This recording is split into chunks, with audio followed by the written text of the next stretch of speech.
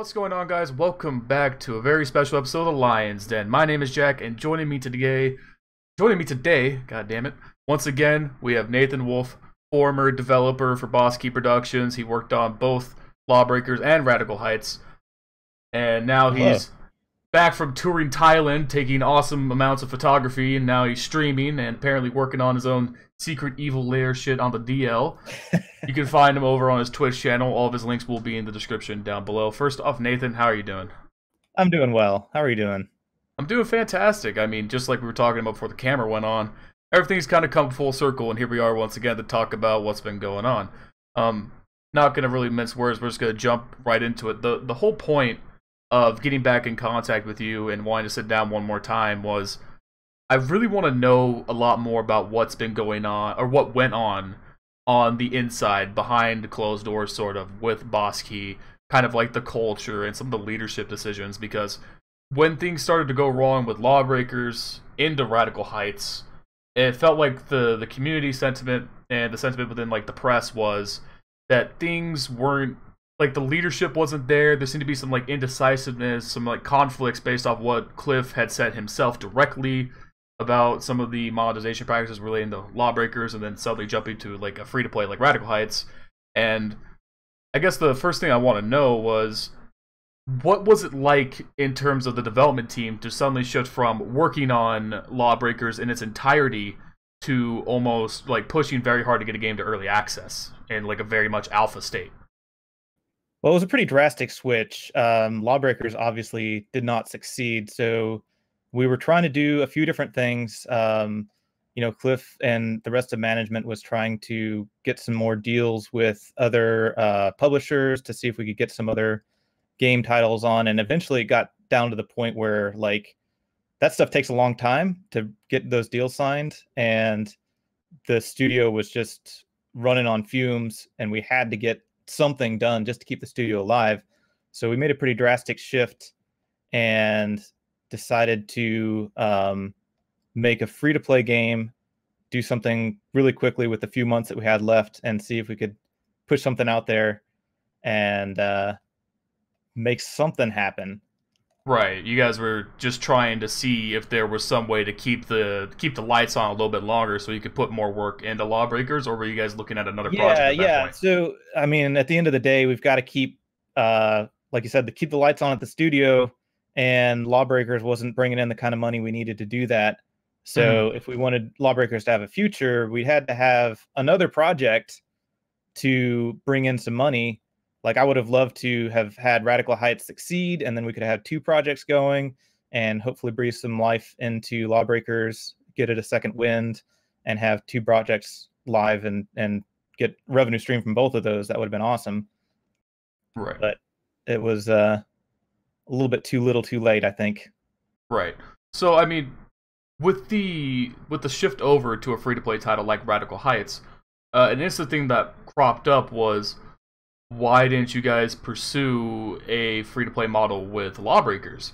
You know, as I remember it, you guys had a very thoroughly fleshed out cosmetic system. It would have been, at least from the community perception, very easy to translate that into your monetization practices. And overall, the sentiment was that the game was really good, but not many people wanted to pay its price. Like, why was it so set in stone that this game couldn't be free-to-play? It wasn't necessarily set in stone. It was definitely something we were considering. I know management and Nexon were going back and forth on future funding to help fund the studio through the development of making it a free-to-play game. I mean, it's more than just flipping a switch.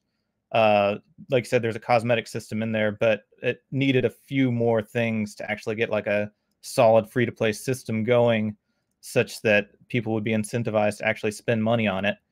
And in general, the game was just not that popular, even if it went free to play. Like, it did actually go free to play at the end, went completely free. Right. And even with that, the player base didn't spike. And, we kind of looked at some of the other games that had done that, like Battleborn. They went free and they got a little bit of a spike. What was it? Arcane, not, something Arcane Warfare. My brain is failing me right now. Yeah, I can't remember it either.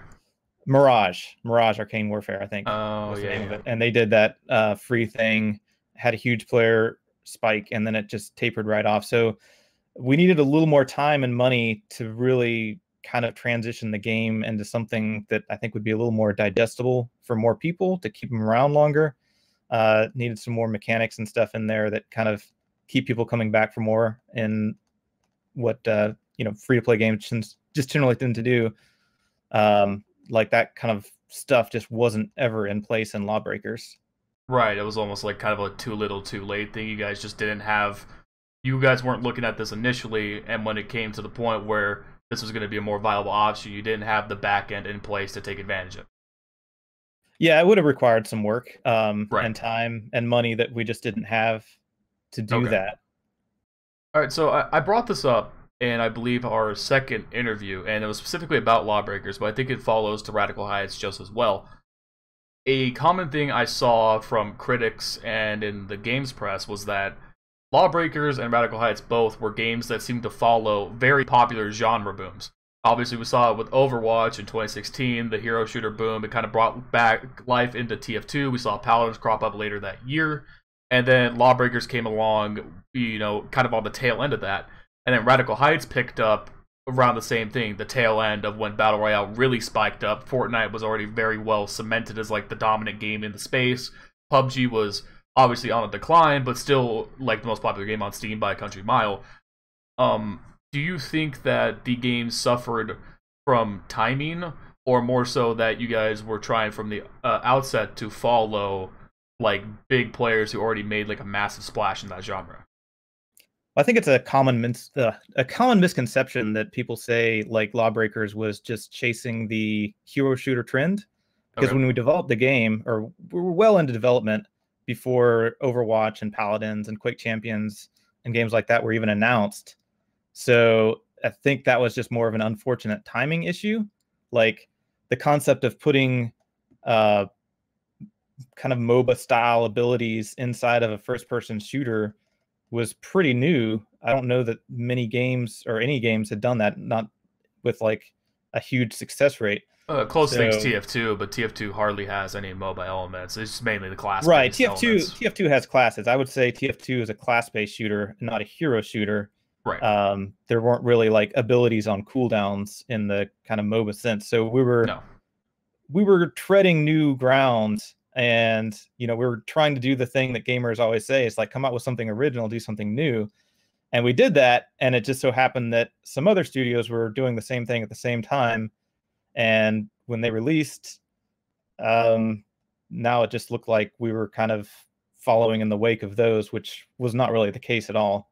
Well, yeah, maybe that's so with Lawbreakers, but Radical Heights, with like the time frame, everything that you've given, seems like it's much more. There's much of a stronger case there to say that that was kind of Yeah, following on the coattails of BR. yeah. There's definitely no question there. Radical Heights was, it seemed like our best chance of succeeding. Like we tried to do the original thing before, and now it's like, well, if we're just gonna always be compared to other games that have done similar things, why not base our game on a concrete gameplay loop that people are already familiar with, and make some variations on that rather than trying to do something completely new. And I think it was actually pretty successful. Like when it first launched, we had zero marketing budget, and we came out with a YouTube video, put it out a day or two later, and had like a higher CCU than Lawbreakers ever did. Right. So it's frustrating in the sense that, yeah, it was using a lot of stuff in a already established genre that was pretty popular, and that actually ended up being fairly successful. But I don't know that we really had any other options at that point. Right. And you brought up a couple points there, and I'll call back to them a little later on when we talk about kind of more of like the game dev side of things. But you brought up a point there I want to touch on, and that's this concept of how far do you choose to innovate and how far do you choose to lean on like the normalized concepts that have succeeded in other titles. Do you think that Lawbreakers was one of those games where because you guys tried to make such unique elements, like with the anti-gravity zones and like the physics mechanics and the way that the characters and the guns interacted with the actual sandbox. Do you think that some of that innovation kind of took away from the core gameplay being either, I don't want to say accessible because I feel like games being niche is not a bad thing, but being more approachable by like a general audience? I think we definitely went too far on that. Yeah, there's people say they want something new, and I think what they really mean is they want something that's familiar that has new elements added into it. Like with Lawbreakers, we tried to do completely new game modes, completely non-standard character classes, radically different navigation through the maps with all of the zero G and blind fire and skip jumping and different things like that. So when somebody first jumps in the game, they have no idea what's going on. They're not familiar with characters. They're not familiar with the movement. They're not familiar with the game mode. And they just get frustrated and they can't kill anybody. And then they uninstall the game and never come back. Right. And I think adding on to that, the barrier of entry, as much as you guys were nowhere near charging full price, the game was $20 at launch, right? I think it was $20. Was $29.99, $30 basically. So, half AAA price for a multiplayer game. It had, a bunch of maps, classes. It had content at launch. Mm-hmm. But I think you could make the argument that the barrier to entry for the player base in price as well as like gameplay definitely hurt it in the long run. Do you think Lawbreakers would have succeeded better if you guys had chosen to stick to some more traditional gameplay loop styles? I think that could have helped. I fear that it really hurts me to say this, but the kind of fast-paced, more arena-style shooter genre is just not a widely accepted gameplay style. Like you look at all the games that are popular now and they have very slow gameplay, like PUBG and Fortnite and stuff. I mean, they're somewhat fast as far as character movement goes, but the overall pacing of the game, you could spend 20 minutes and never even find somebody to shoot at. Where something like Lawbreakers, like literally every second and every bullet you fire is critical to being able to have a chance to win. Well, I think it's more so not that the arena genre has kind of fallen down in terms of like its overall popularity. I think it's more so that because it was so popular for so long, it dominated the 90s into the early 2000s, and when Quake and Unreal Tournament started to languish, we didn't see much variation. I mean, one of the last games to, I think, truly innovate on the genre before you guys came along was Tribes, and Tribes was incredibly niche, and it really only succeeded because it held like its very hardcore player base for several years. It seems like, unfortunately, that's not going to be a mass appeal genre anymore. Yeah, and we had similar thoughts. Like, it had been so long since a major title had come out with the arena shooter style gameplay. And Cliff's thinking was, every 10 years or so, we kind of cycle through the genres of games. So, you go through like World War II shooters and then to go to modern shooters. And now we're going back to like World War I and World War II shooters again. And so his thinking was that we would catch like the beginning of the wave right back into the arena shooter as those came back into popularity. And that never really happened. There's a number of titles that have come out and just kind of disappeared. You don't really hear anything about Reflex Arena or Toxic or Midair. I mean, there's just a ton of like fast-paced arena shooter style games that have just not succeeded. Even the new Unreal Tournament, like that was, you would imagine that would be pretty successful with what they're trying to do with kind of community-based development and all that kind of stuff, and it's just not really going anywhere. Also, Quake Champions recently had to go full free-to-play, and Quake Champions, I played it and covered it on Nerds Rise, and I want to cover it more on this channel, but that game has fantastic core gameplay loops. It has all the things of Quake, with some of the newer elements kind of drawing from the class-based shooters more closely tied to like Team Fortress 2 over like MOBA-based elements. And even that game is having trouble succeeding because it's kind of coming back to what I was talking about earlier. Sometimes like that innovation can be a two-edged thing. You may draw on new players, but you look to Quake Champions and you see that some of the hardcore player base, the pros, the best players in the world, aren't as involved. They don't like it. It's not the same. So like kind of walking that line seems to be incredibly difficult, especially if you're a smaller company and you don't have the backing of a Bethesda or a Blizzard or that safety net. Right. Yeah, I would say Quake Champions is the closest to succeeding in recent history as we've gotten with arena shooter style gameplay. And a lot of that, I think, comes from the name and history itself. Like, Right. it's Quake.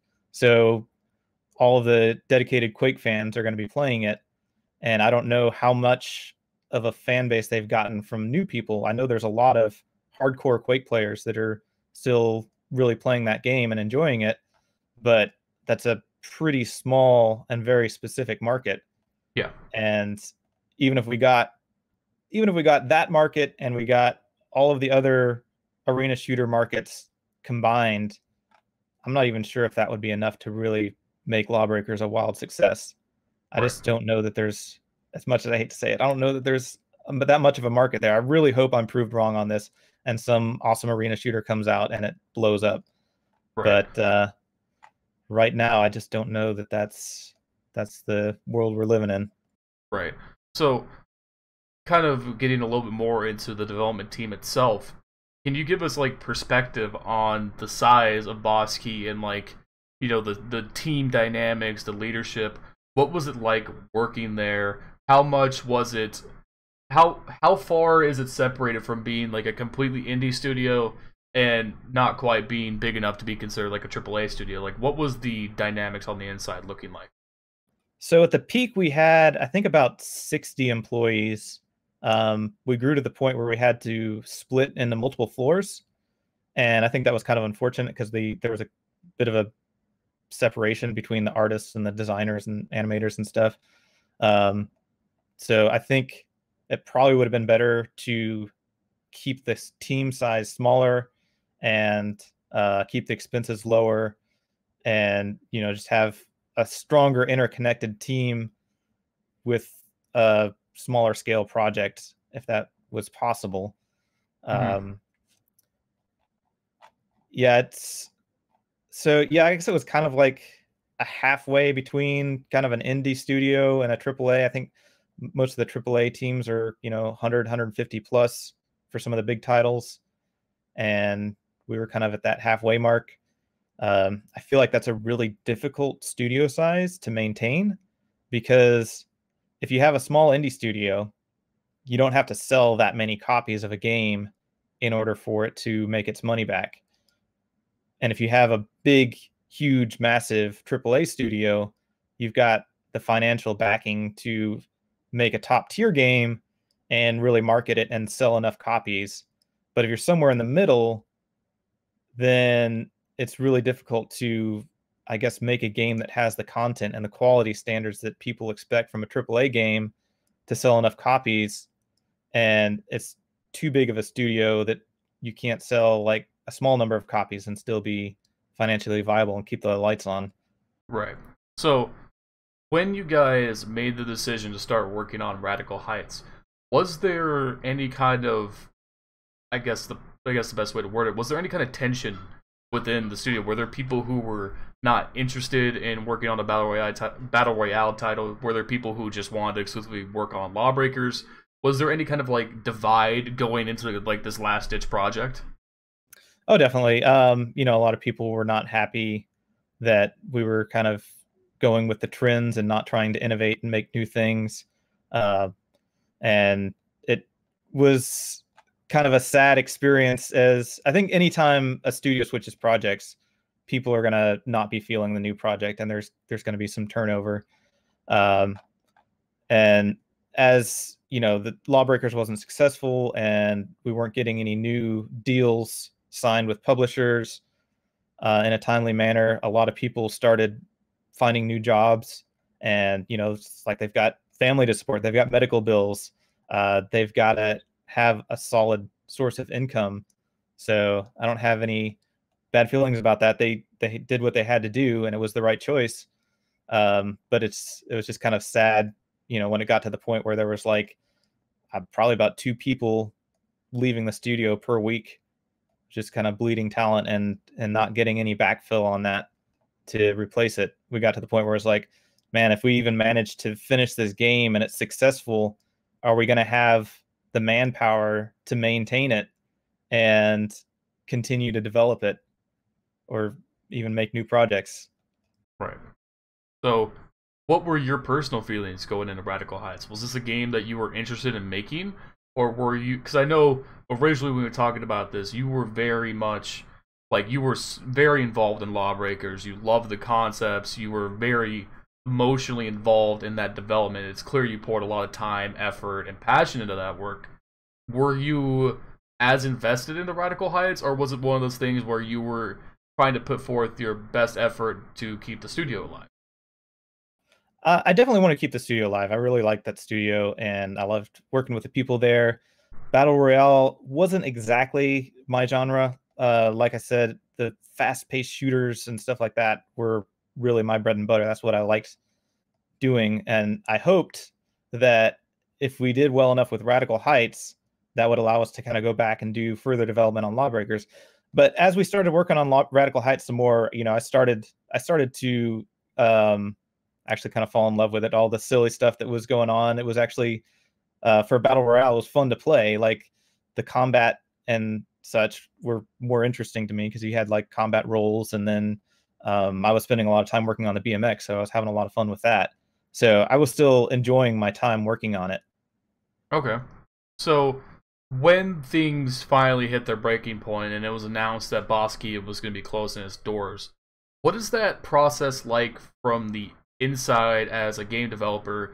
Is it one of those things where you see a lot of talent get absorbed very quickly, or can it be really difficult to try and find new work or balance whether you're going to try and go independent?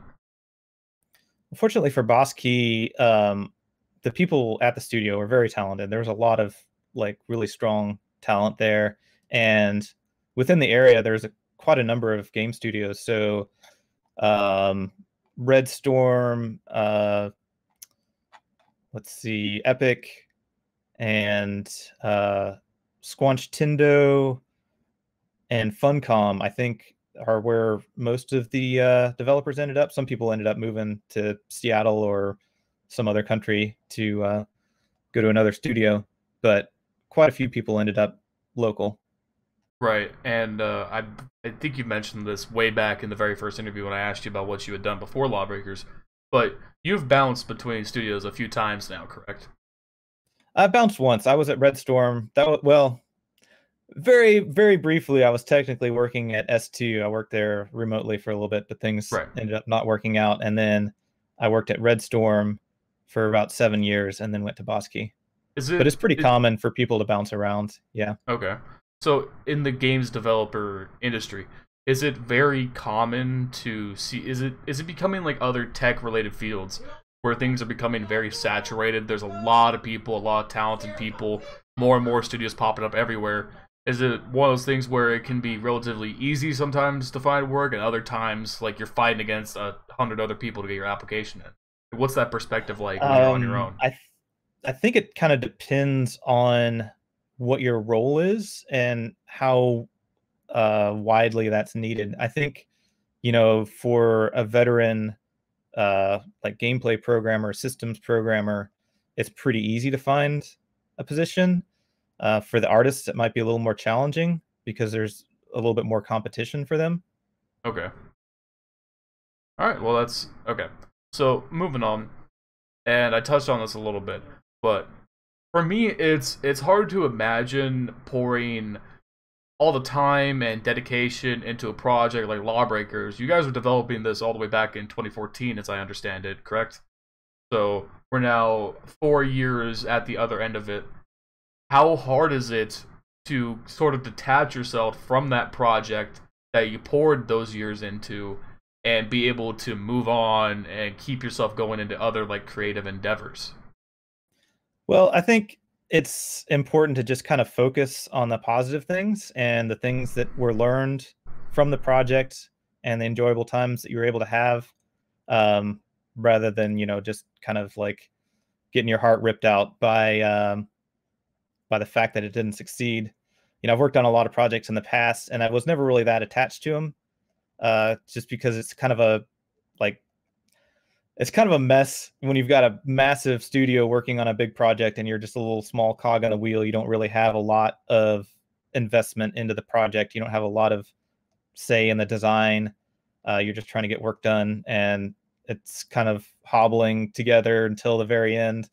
But Lawbreakers, like, it was so much fun to develop, and we play tested every day and had a lot of good times there.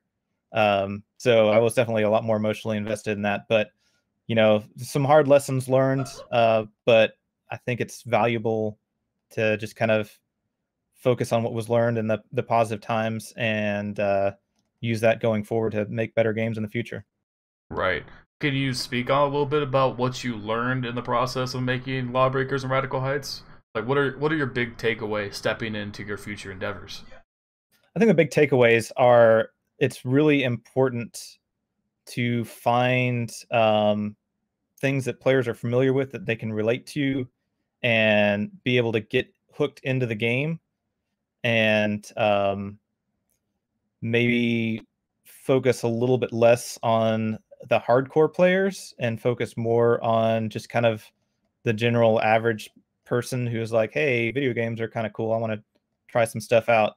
And it kind of pains me to say, like I said, you know, it's like you want to listen to the really dedicated hardcore gamers and focus on making them happy. But I feel like they're a much smaller percentage of players. You know, it's possible to cater to them, but in order to do that, you really have to have a game with a player base built up in order to do that. So Right. I think the first step is to build a game that is accessible to a large number of people, get a lot of people pulled in, and then you can slowly kind of tweak and balance and improve the game and cater it more toward the hardcore crowd once you've got an established player base. Well, okay. So I got a couple of things on that. It seems like this is a totally fine way to operate if the goal of the game is not like competitive in nature. If you're not pushing for something where you want the hardcore players, the people who want to be esports players, the streamers, the content creators, then that seems like a totally fine way to go about it. But when you look at games like Counter-Strike, Rainbow Six Siege, you look at League of Legends, Dota 2, those games are very forward with the fact that this game is for hardcore players. We are going to balance it around the top level of play, and it's going to trickle down to the lower levels. And obviously, those games are some of the biggest in the world. And even you look to one of my favorite games, and unfortunately a game that's gone through a rough year so far, Destiny 2. The end of Destiny 1 had a major hardcore audience that enjoyed the niche of what the game was. Destiny 2 came along and tried to do what you were saying, to cater to the general audience, simplify things, make it more approachable. And ultimately, the developer, Bungie even acknowledges at this point, the game suffered for it, and it spent the better part of the year trying to revert those changes that they've had in place from day one to make it more approachable. Do you think it's one of those things where it's a lot more dependent on what you're going for with your game, whether you need to focus on the hardcore players or the average players? I think you bring up some interesting examples. I'm going to focus on Counter-Strike specifically, since that one's kind of been around for a long time. I think that's actually an example of exactly what I was talking about, because the original Counter-Strike was a mod, and it was a group of guys that are like, hey, we like firearms and a lot of different types of firearms, and let's just make a mod where we put Desert Eagles and AKs and all kinds of normal firearms in what would at the time a game that had all kinds of crazy futuristic weapons and stuff like that. Like Half-Life 2 had, or I guess was originally in Half-Life. Yeah. But yeah, it had a bunch of sci-fi weapons. It had some traditional weapons too, but it had a bunch of crazy stuff. Half-Life Deathmatch was not realistic. Not But at all. yeah. So anyway, I mean, that's an example of, that was kind of the draw. It's like, hey, do you like real firearms? We've got real firearms in a video game. And at the time that was kind of new and novel. So as time went on, the game developed, it got its audience, from people that just wanted to have a big game where they just shoot guns at each other. And over time, it started building up this competitive player base. And I think that's probably the approach you want to take, is to have a game that has kind of a fun hook. And then as you develop your player base, then start focusing on the more competitive aspects of it. Right. I just think as someone who considers himself pretty hardcore, if I'm getting invested in a game, it's because I want to try my best to be the best at it. I think the competitive drive is what I will always come back to the game. Single player games, casual games, they have like their novelty for me as like time wasters. And, you know, just stuff where I'm not doing anything right now, I'll hop on, I'll play a match of like Call of Duty, right? Those games certainly have those niches. But I think a lot of people are finding the sentiment more and more is that if there's a barrier that a casual player can't get over, I don't necessarily want to see more game developers trying to lower that barrier for them instead of forcing them to either try and get over it or they just fall out of the game entirely. I think it's, and you know, keep in mind, obviously, I don't know anything about game development. I don't know what you guys have to do to succeed. None of us do. We don't really understand it. We're just looking at from the perspective of the customer. I want to see the game in its like most polished state possible. Right. Yeah, it's kind of a challenging aspect. Like I think, you know, in order for the competitive aspect of a game to be successful, the game needs to be popular enough that people care about it. Right. You can have this perfectly balanced hardcore FPS shooter, but if only competitive people play it, you're looking at like 0.25% of the entire player base, and you're going to have a hard time getting new people into that. And if new people aren't into it, there's not going to be a sufficient number of people that even care about the game. So there's not going to be funding for tournaments or any kind of serious competitive play. And people that are seriously competitive in like professional sports, esports, their livelihood kind of depends on playing and winning tournaments. So that needs to be a popular game. And it's kind of funny seeing like people trying to put competitive tournaments together for things like PUBG and stuff that are really not designed to be competitive, but perhaps in time it will eventually veer toward some sort of competitive game mode that makes sense. But I don't know what that will be. And then people will look back at that and say, hey, why don't people just design this game to begin with? And then be like, well, look back at the history of it and see how it developed to that point. Like, you got to have the player base for it to even matter. Yeah, that's true. I have an interesting perspective on this because I see a lot of parallels with how PUBG is progressing versus how Team Fortress 2 has progressed over the years. Because Team Fortress 2 very much is a game that over the years got more and more accessible. It got more and more varied and wide. Anybody could jump in. It was free.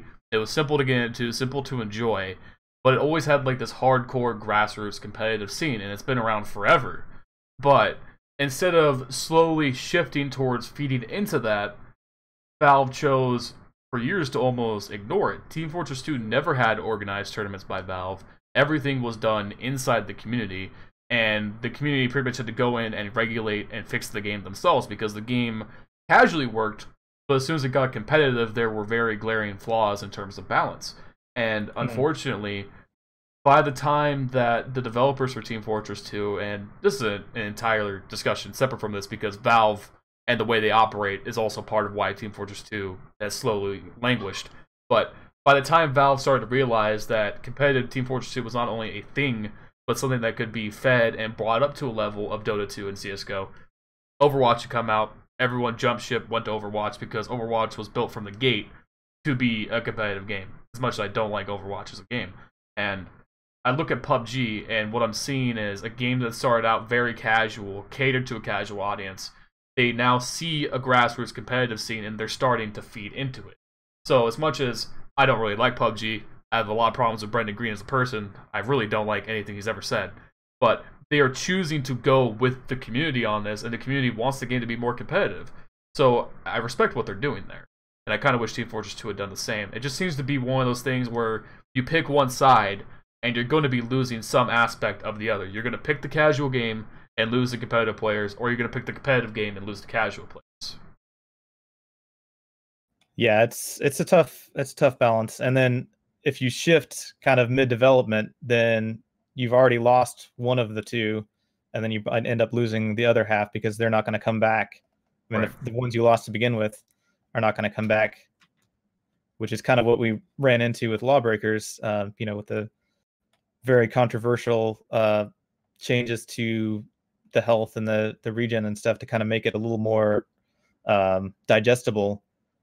So, like the people that didn't know what was going on have already left the game and will probably never come back. It's just kind of a rock and a hard place type situation. Like, we needed to make changes because the current game was not working and bleeding players left and right. But then the changes upset the players that were already, invested in the game and were the hardcore core group of players. It's just kind of an unfortunate situation. And end up being damned if you do, damned if you don't. Exactly, yeah. So if you build up a large enough player base, that's why I was saying that it's probably better to cater toward the average person than the hardcore competitive types. Because I think people like you and me that are hardcore and competitive are in the minority, like drastically. Oh, a lot of people get in and they play a game. If they're not having fun, they just quit. And that was a huge problem we had in Lawbreakers, is like one person down on your team meant it was almost impossible to win. So like if you were already struggling to win, some person on your team doesn't have fun, they just quit. Boom, then it throws it even further into a state of unbalanced. Right. So I guess to tie that whole tangent together and lean into my last few questions here, what do you think, had you been in charge of like the leadership, you had the reins, you could make the decisions going forward, what would you have done differently to Lawbreakers? And then you could talk about Radical Heights after if you have that perspective. What would you have done different to make those games succeed? Oh man, Lawbreakers, it would almost have to be, in order to be really successful, I think it would almost have to be a completely different game.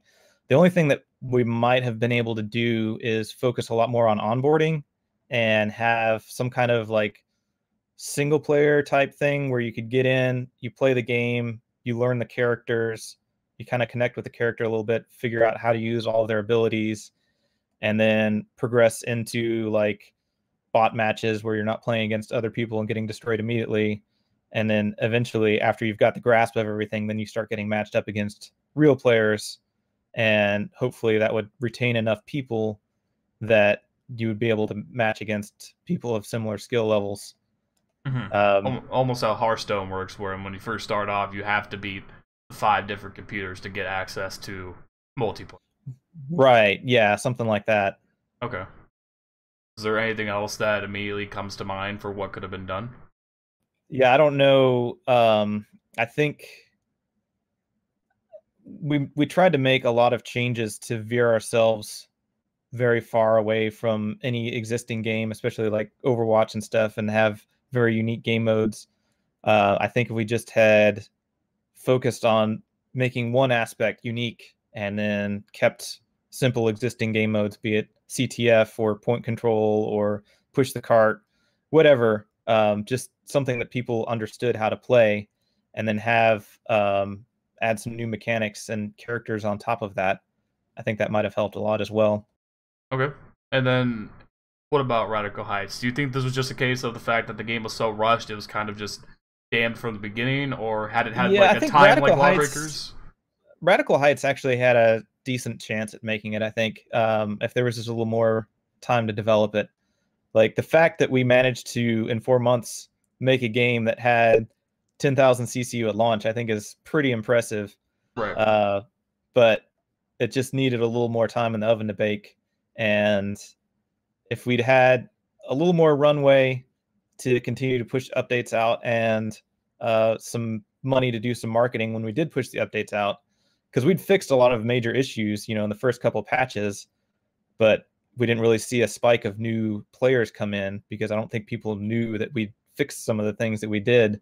So if we'd had some marketing money and stuff to push out those updates and get a lot of visibility on them, I think it honestly might have had a chance to be pretty successful. All right, well, this has been awesome, by the way. I think this has been, the insight here has been amazing as someone who's followed everything that's been going on for the last few years in general. Getting this kind of insight is really amazing.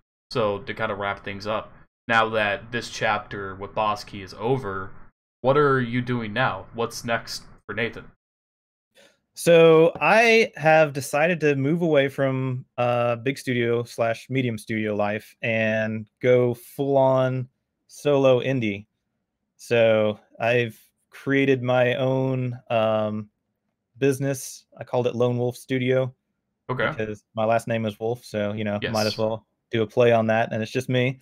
And I'm going to start off really small. I'm making a little platformer. I'm actually streaming it as I go. So I'm doing full open development. I stream on Twitch. My handle is Jitspo, Jitspoe. If anybody wants to swing on there, usually It'll about be on the 7 screen right p.m. there. Eastern. And yeah, so I'm just kind of going through the whole process of modeling a character, rigging, animating, doing player movement physics, and I'm going to try to make an entire game myself. And hopefully, once I get through the whole process of making a small, simpler game, I can sell that and get enough income to continue doing indie dev and move on to slightly larger projects and Okay. progress as time goes on. Do you have a name for this project yet, or is it still one of those things that it's so like in the early stages, there's not really much Yeah, set in stone? I've got a name for it. I'm only a couple weeks into development, but I haven't actually announced the name just yet. Okay. So some people wanted me to keep it a mystery, so I'm just gonna keep it under wraps for now, and That's then understandable. as time goes on, when I've got a little more content to show off and something kind of interesting to show, then I'll push out, I guess, a more official announcement with a Okay. name and maybe a title screen or something like that. All right, that's awesome. I mean, certainly, I think it's unfortunate the way things have gone with Bosky, Lawbreakers, and Radical Heights, but certainly the games industry seems one of those things where, sometimes these great projects fall through, but there's always going to be new stuff to work on, new stuff to put your heart and your passion into, and it's great to see that not only you, but it seems like all of the people who put all this time into these games are going to be able to move forward and still be able to do what you guys love, which is clearly creating in this medium. And it's awesome for us to kind of come back after everything and just look back on it. And I think this perspective for people who were involved in the game or maybe followed it but didn't like it, I think what we talked about today is going to be one of those things where people are really going to be interested in seeing this. Yeah, I think pretty much everybody's covered as far as jobs goes, so that's good. I know at least one or two other guys are kind of doing the indie dev thing, and that's pretty cool too. I think it's a shame that Boss Key shut down, and I don't know that I'll ever see that kind of concentration of talent again. But at the same time, I think it's like offering new opportunities and interesting things to try. I probably would not have tried to go indie if the studio had not shut down. Right. And so it's a new chapter. I'm staying positive about it, and hopefully I can make some cool stuff on my own. All right, that's awesome. So, obviously, guys, I know it's been a little bit of a long video, but I appreciate you sticking it out. In the description down below are going to be the links to all of Nathan's social medias. I highly recommend you follow him. He's not only streaming all the time, every day, he also has amazing photography. I mean, obviously, when everything first went down, you disappeared for 3 months and went overseas, and some of the photos you took were absolutely amazing. And it's just great to see that you're looking at this in a positive light, because I feel like if I was in your position, I would just be fucked and not know what to do. I would be flat on my ass and not knowing where to go from there. So I really respect that you're going to be going forward here independently. Thanks. All right, any final words? We're good? No, I think that pretty much covers it. All right, guys, thank you very much for watching, and I'll see you guys in the next video.